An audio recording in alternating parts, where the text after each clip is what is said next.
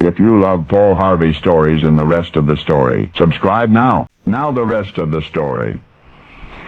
Father Armando Lorente was the epitome of the Jesuit priest, intellectually provocative, spiritually uncompromising, capable of meeting any physical challenge that might be required of a soldier in the army of Christ. At the College of Bethlehem, the exclusive Catholic preparatory school in which he taught, Father Lorente was greatly admired among faculty and students alike, and especially adored was he by an academically precocious and athletically gifted 16-year-old named Ruse. Just how remarkable was this young man? Well, he had a photographic memory to begin with. He could read any textbook, carrying out and discarding each page as he went thereafter, employing nothing but its index to prompt his memory of its contents. It's not surprising, then, that Ruse more often than not scored 100% on college tests. What is astonishing is that this same brilliant pupil also demonstrated extraordinary physical prowess.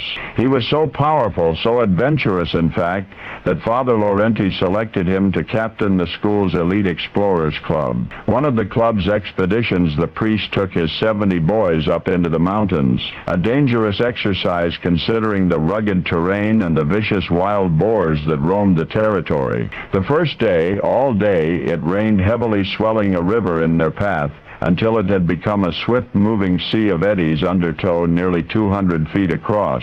The downpour was letting up now, but dusk was fast approaching. Father Lorente said, "Ruse, you first." Clenching a rope in his teeth, the boy dove in, swam to the opposite bank. When the rope had been secured to a tree, the priest started across, but in that cauldron-like current, the rope slipped from his hands and the river swept him away. Ruse dove back in. He dove right back in before the other boys realized what had happened. It was almost dark now. He swam 100 yards or so before reaching the helpless Jesuit and then grasping him tightly with one arm. The teenager struggled through the rushing water and the gloom until they had reached the riverbank.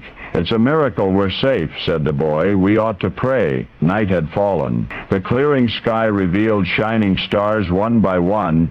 Beneath them, bathed in that pale starlight, the priest and his young rescuer knelt and uttered quietly, "Hail Mary, full of grace." And when their prayer had ended, Father Lorente took the teenager's hand. "You were born to do something great," he said. The boy smiled in the darkness. "If I have kept you among us, I have done a great thing." Ruse went on to study law, to establish a successful practice, often fighting in court for the dignity of the poor and the underprivileged. But later, when that fight extended to other battlefields, a paradox emerged, specifically the creation of a Marxist state in which the Catholic Church was attenuated and yet was permitted to survive. Only now, as you reflect on the apparent insincerity of a dictator embracing a pope, only now will you remember the 16-year-old boy who risked his own life to rescue a priest and then offered a prayer under the stars. A boy named Ruse, Fidel Castro Ruse, whom the world knows as Cuba's Fidel Castro. Only now you know the rest of the story.